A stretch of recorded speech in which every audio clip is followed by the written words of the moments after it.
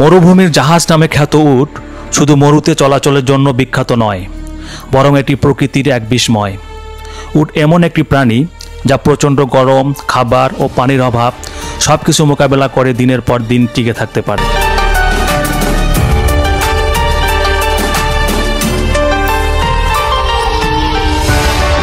তীব্র ঝড় বালুর সময় যখন আকাশ অন্ধকার হয়ে আসে, তখনও উট নিজের নাক বন্ধ করে রাখতে পারে, চোখে স্বচ্ছ পর্দা নামিয়ে নেয় যাতে বালু ঢোকে না।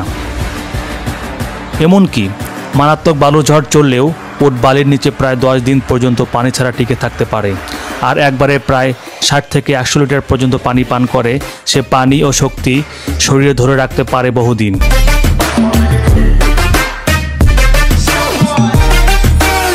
তার বড় কুঁচ দেখে অনেকেই ভাবে সেখানে পানি জমে থাকে, আসলে জমে থাকে চর্বি, যা পরবর্তীতে শক্তি ও পানির উৎস হিসাবে কাজে লাগে।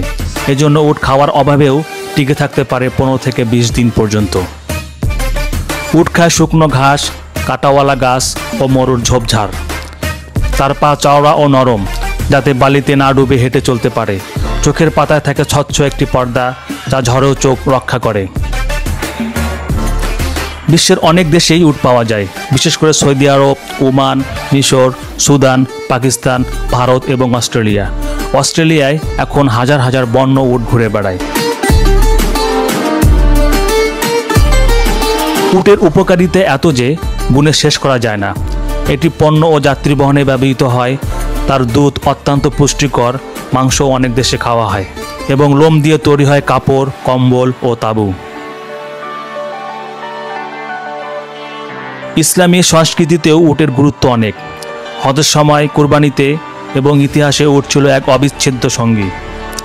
উট মূলত 2 ধরনের হয়: ড্রোমেডারি, 1 কোচযুক্ত আরব উট, এবং বাকট্রিয়ান, 2 কোচযুক্ত মধ্য এশিয়ার উট।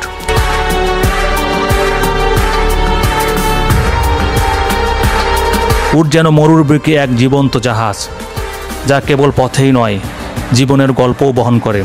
আপনি কি কখনো উটে চড়েছেন? জানাতে ভুলবেন না কমেন্টে। ধন্যবাদ।